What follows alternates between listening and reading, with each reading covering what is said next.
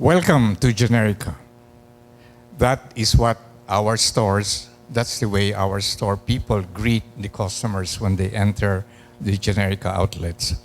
Okay, what I'll do is I will give some background about how we started and so on, and then I will also share some of the thoughts, the learnings that we have, which could be useful to the SME business people here. No?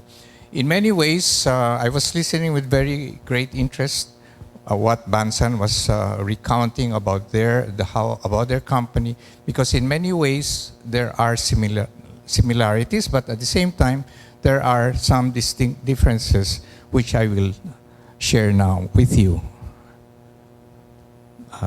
Can somebody? Yeah. Well, first, a very quick background. I finished at Ateneo de Manila, and I did some entrepreneurial projects in Zamboanga City, that's my hometown. And then at the age of 60, I retired. This was about 2004. After more than 30 years as a senior executive in Ayala Corporation and some of the subsidiaries and affiliated companies. My core competencies are in finance, strategic planning, and general management. When I retired 11, 12 years ago, and I wanted to be doing something, but I was not sure what I would do. And then all of a sudden, this was really not planned. It came, the tall guy, the Frenchman. He was the one who approached me and said that, you know, we Filipinos are spending so much for branded medicines, whereas there were quality alternatives that were available and affordable. But 12 years ago, the perception of the general public about generic medicines was very negative. The question was, how can they be so cheap? Maybe they are substandard, they're not effective. Well, out of that idea, Julian Bello and I, we decided that we will join forces and try to do something about it. So, this is, well, just to show, no? It's a joint venture between a Frenchman and a Filipino. He was about 30 years old. I was 60 years old. He was a social worker. He came to the Philippines to do social work using French donor money, and I came from corporate life. It was a 50-50 ownership venture, and as Richard was saying, you know, those kind of things don't really work out very well usually, but somehow we managed to get along, although there were some turbulence once in a while. It was a startup project, and notice, no prior knowledge of pharma, no prior knowledge of retail. So if you looking at it now, no, actually what we did was a high-risk project. But then, because of my background, more than 30 years in corporate, assigned to different industries, different companies, and I had some retirement money, plus the fact that we were determined to really make a big effort about this, we decided to go ahead. What guided us was the corporate vision. You will notice it's a little ambitious. We aim to be the leading national drugstore chain offering quality, affordable generic medicines with superior customer service and a strong sense of social purpose. Early on, we set that as what we wanted to do. And then we also identified what are the corporate values that we will operate by. Integrity, customer satisfaction, teamwork, respect for the individual, social purpose, and excellence.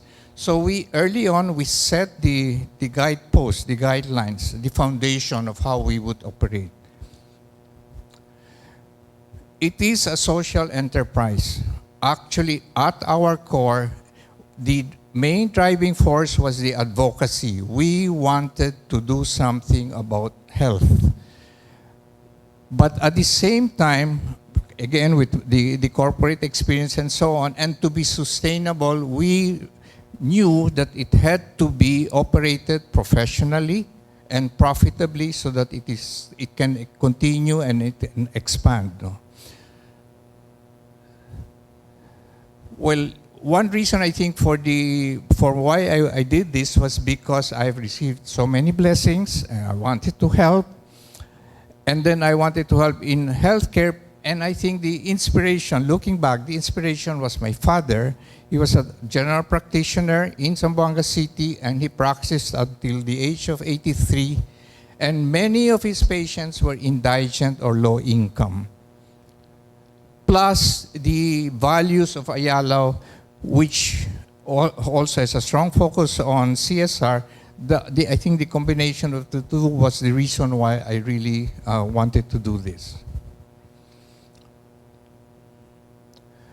Well, I think you know the price comparison. So these are the kinds of savings that you can get from generic medicine. Norvas from 22, you can buy it for 5. Lipitor from 39.17. Glucophage 15, you can buy it for 1 peso. And so on and so on. So really up to 85% of savings. So, and these are quality, affordable, generic equivalents. No? We opened May 2004, the first store. Air-conditioned everything because we wanted to preserve the efficacy of the medicine. We also developed a computerized POS because we wanted this to be run properly and so on. And then the first franchise store was 4 years later after we had confidence in the business model. Note, as expected, we sustained considerable losses during the first 4 years until we had opened a lot of stores already. 2011, we had over 100 stores. 2012, 200, 500 in 2014. That is when we scaled up the operations, and that's when we started to make money. In around 2014, we considered selling part of Generika in order to generate more funds so we could accelerate the expansion.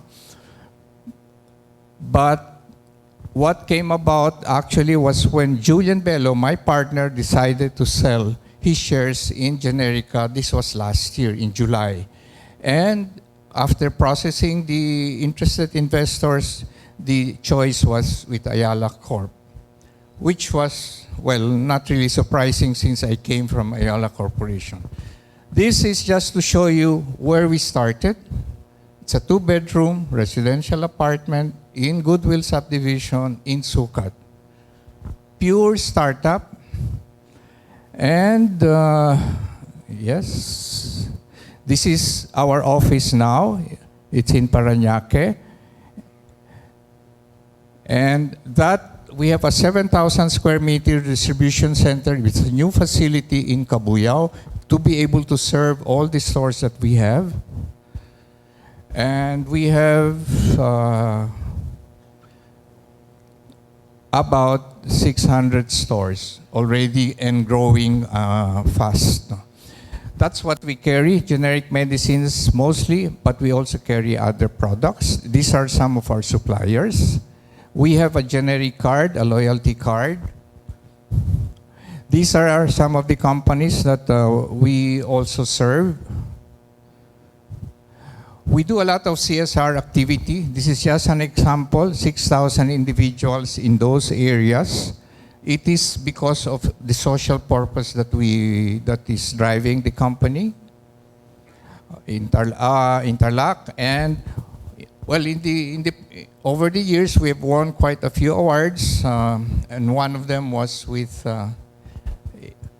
Asia CEO for the most innovative company in 2014. One, MedPadala, that was the award. And what is MedPadala? It's actually the realization that especially for the OFWs, they send $24 billion of remittances inside. But one of their concerns was that many times the money that was supposed to be spent for medicine would not be spent for that purpose, would go somewhere else. And that is what MedPadala is. It's an electronic gift check which can be used only for medicines in any Generika drugstore, no expiry date, and you can consume it in installments.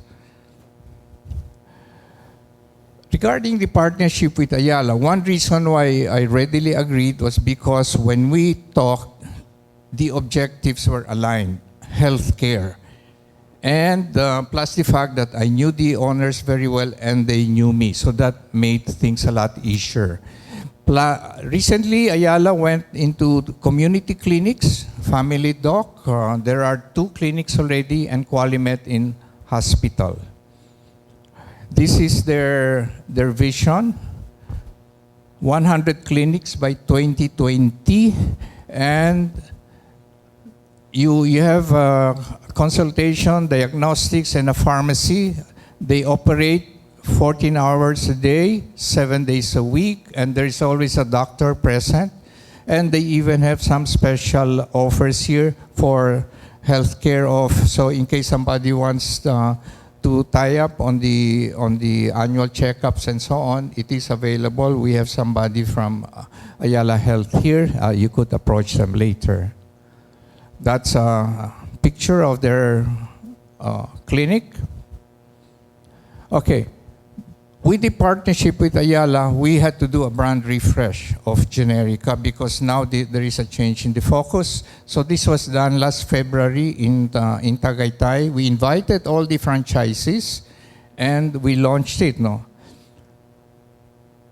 I think you know our endorser, Boya Bunda. And that's the original logo, the one with the store there. That's the MedPadala logo.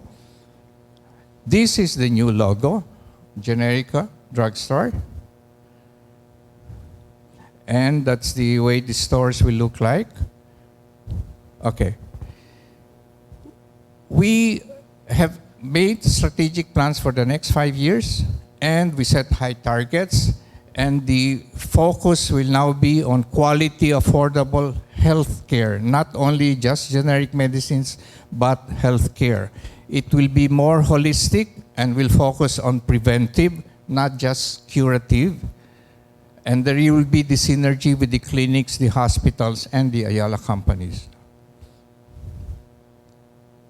Okay, this is now, I guess, my sharings. When I was small, what my parents would say was, you study hard, you go work with a good company, and more or less you will be set for life.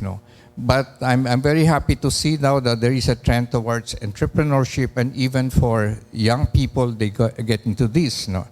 And I think there are some here.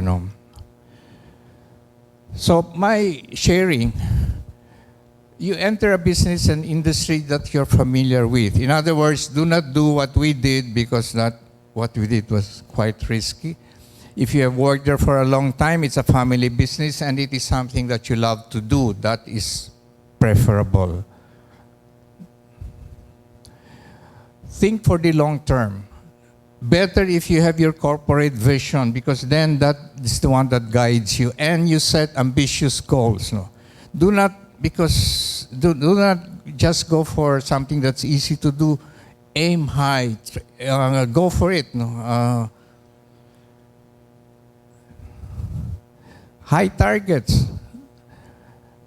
However, at the same time, because of my conservatism sa finance, it's risky to expand too quick. You have to find some kind of a balance, especially if you take on a lot of debt. And it's better to grow in gradual, measured steps. You focus on the core, but be ready to take advantage of opportunities that may come in. But again, if you juggle too many balls, you will tend to fail. You delegate, you empower, form a separate organization and funding for new opportunities. Fail quickly. Do pilot projects. That's what we do. If it works, go ahead, expand. If not, change. Try something new, and then you prepare for growth. Next. My own experience, financial side of the business is very important. Many projects fail because they do not take care of the financial side. You separate the business from personal funds, over-expanding debt. I say a lot of the employees now, they even use credit card to buy all kinds of new gadgets and so on without realizing they're paying so much for the interest cost on the credit cards. No? Handling cash, management control, very important. The 50-50, more than once we could not agree on many things, Julian and I, but somehow we managed. No? It's really better if you have control of the enterprise. You manage the relationship with the other owners, especially relatives. And then if you agree on how you're going to do the business, that's good, because then it's, you know what will be the guidelines. And hands-on of management, you cannot leave it to just somebody else, especially if you're new. No? I'm just sharing I'm sure some of the things are familiar with you, but I'm sharing what the lessons that I've learned. Partnership, be very careful about the partner. In the same manner that when you get married, you should be very careful about whom you marry. By the way, I'd like to acknowledge the presence of my wife, Linda. She is one reason why I have been able to make this venture a success, because among other things, she's been very supportive, and particularly on the people side, HR side, she somehow is able to get close to our employees and try to work things out. No? So partnership, successful partnerships are relatively rare. So be very careful about that. We are fortunate that despite our differences in Generika, we have been able to at least make the major decisions. No?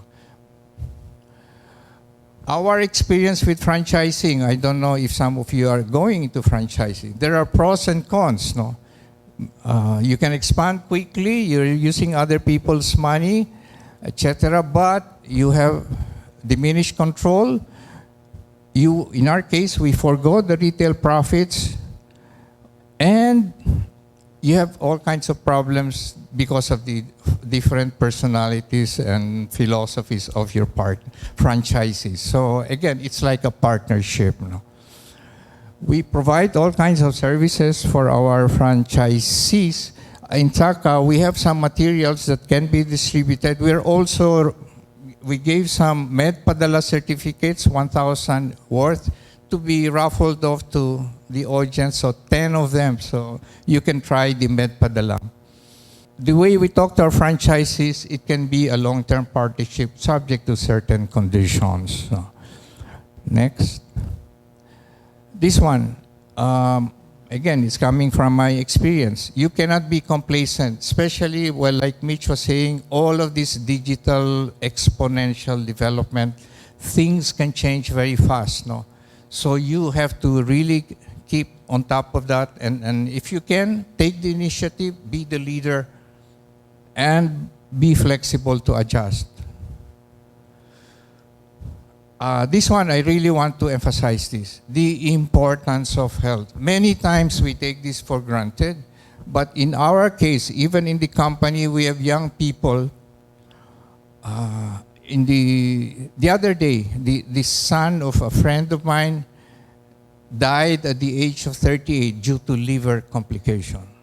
At the age of 38. We have some employees who have problems due to obesity, who cannot handle stress, and so on and so on. And, you know, if an incident like that happens, all of a sudden, all the priorities change. If your employee of you or somebody in the family gets very sick, gets into an accident, or even dies, it changes everything. we have to pay a lot more attention to the health, our health, to the health of our employees, and to the health of the community, because if somebody, like I said, gets very sick or dies, everything changes. So that's what we're putting emphasis on now for our company and also our employees and also for our customers. Really, it is not something you can just ignore, because it may happen to you. No? So that's what we're looking at, health and wellness. Well, if you think wellness is expensive, you should try illness. Just, oh yeah, something else I want to say, let us not forget business succession planning. If you have your business and you're the one running everything, that's fine. But what if you get sick? Who takes over? If you do not prepare for that, everything can go down the drain. This one, we're really sharing based on our experience with some franchisees. They're doing very well, but there's nobody who can back them up. So if they get sick or for some reason they cannot continue, all their stores, all the things that they have done can disappear. No? So succession planning is very important. Prepare understudies and so on. And then, can we go back? Franchises and also families. This one is different now. Families. I have had some recent experiences that within the family, if you are not able to fix it, like there are, even if there are small properties involved, you family members can really get into a fight, into a feud, and the family harmony is gone. So again, this is something that everyone should actually get into and try to have a suitable arrangement among all the members. No? So congratulations to the people here who have established their own enterprises, especially those who have already built medium-sized industries. May you have more successes, and you're actually our heroes. Hindi lang OFWs are the heroes. No? All the small businessmen all over the country who really try to do their best, you are our heroes. And we really need more of you. So, next. Maraming salamat po. And then, in case you need to get in touch with us, those are the numbers.